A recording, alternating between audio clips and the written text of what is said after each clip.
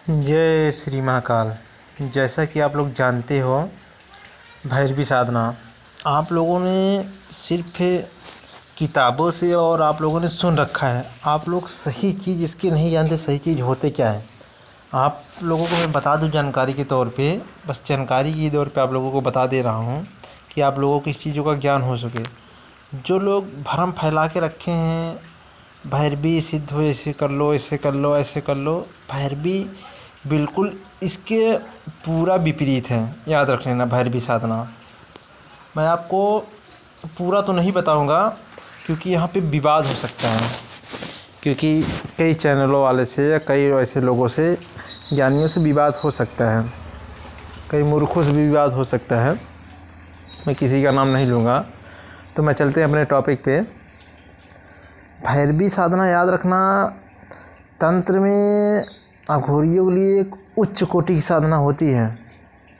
इतनी उच्च कोटि की अगर भैरवी का कोई साधक सिद्ध कर ले, उसके सामने वाला कोई टक्कर का साधक बचता ही नहीं, यही मान लो भैरवी साधनाओं में। क्योंकि वो जो चाहे पल भर में कर सकता है भैरवी का साधक। भैरवी की साधना एक महाभयानक और महातामसिक तरीके से होती है। आप लोगों को जानकारी के तौर बता दूं, जो लोग बोलते हैं भैरवी के नाम पे ले जाके स्त्रियों को अपने गलत काम करते हैं, ऐसा बिल्कुल विपरीत होता है। मैं आप लोगों को बता दूं जानकारी के तौर पे, सिर्फ जानकारी के तौर पे बता दे रहा हूं आप लोगों को प्यार की वजह से, क्योंकि एक बहुत गुप्त ज्ञान है। सर्वप्रथम एक साधक चाहिए होता है जो साधना कर रहा हो और उसने कभी वीर्य का खंडन ना किया हो, मतलब किसी स्त्री के साथ संभोग ना किया हो, पहली चीज़।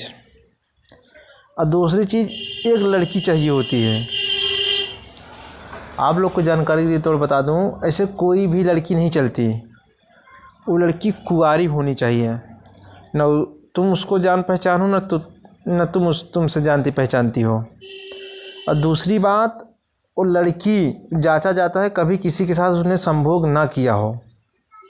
याद रखना है इस बातों को। और उस लड़की को ख़रीदा जाता है। ख़रीदा मतलब कि तुम्हें ये काम करने हैं, उसको बता दिए जाते हैं, और तुम्हें ये कार्य करना है, तुम कितना पैसा लोगे, कहने मतलब उसको ख़रीद लिया जाता है एक दिन के लिए। सीधी तौर पे ये कार्य है, तुम कितना पैसा लोगे, सीधी बात। तो जितना ले, अपनी जो अपना रखे हो पैसा, वो तो उसके ऊपर डिमांड करते हैं। तो क्या करते हैं, तब उसके बाद आता है उस लड़की को लेके आते हैं। कुछ मंत्रों द्वारा उस लड़के को बांध के लिटा दिया जाता है। आप लोग यहाँ वो नहीं जानते होंगे। उसके बाद जो है उस लड़की के ऊपर पंचोपचार को नहावन पूजन सब कुछ किए जाते हैं। याद रखना, वहाँ सिर्फ 2 ही लोग रह सकते हैं, गुरु और शिष्य के अलावा और कोई दूसरा तीसरा वहाँ होना ही नहीं चाहिए उन साधनाओं के बीच में। याद रख लेना, ये कैमरे वैमरे जो तान के बैठ जाते हैं, इन लोग की बात भूल जाओ। और जो बड़े बड़े गांजा पीते रहते हैं, बड़े बड़े टीका लगा के हुक्का पीते रहते हैं ना, ये सब की बातें भूल जाओ।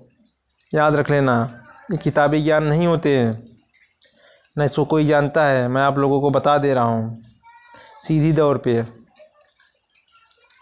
उसके बाद जो होते हैं, इन ढोंगियों की बात तो भूल जाओ। इन साधनाओं को जो आप लोग बोलते हैं भैरवी साधना, तो भूल जाओ। तो मैं आपको बता रहा हूँ इसके आगे की।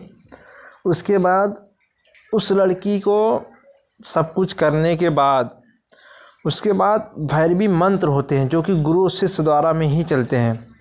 भैरवी मंत्र द्वारा उस देवी को बुलाए जाते हैं उस लड़की के शरीर में। याद रख लेना, उस लड़की के शरीर में बुलाने के बाद फिर वो भैरवी उस लड़की के साथ संभोग करती है। मैं आपको सीधे तौर पे यहाँ पे खोल के बता दे रहा हूँ, उस लड़की के साथ संभोग करती हैं। याद रखना, इसमें कभी भी उस लड़की की जान जा सकती है, एक गलती। क्योंकि अगर तुम्हारे अंदर काम भावना जगी, क्योंकि तब काम भावना आपके अंदर जगेगी तो आप जल्दी डिस्चार्ज हो जाओगे। तो भैरवी खुश नहीं होगी। अगर खुश नहीं हुई भैरवी, तुमको कहीं भी लात मार सकती, तुमको जान से भी मार सकती हो। याद रख लेना।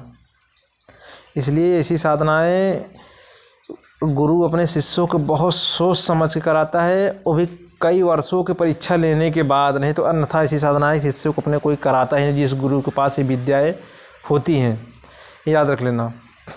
उसके बाद जब भैरवी प्रसन्न हो जाती हैं तब वो वचन देती हैं, याद रख लेना। तब वो वचन दे भैरवी, उस साधक की टक्कर का कोई दुनिया में साधक नहीं रह जाता, याद रख लेना।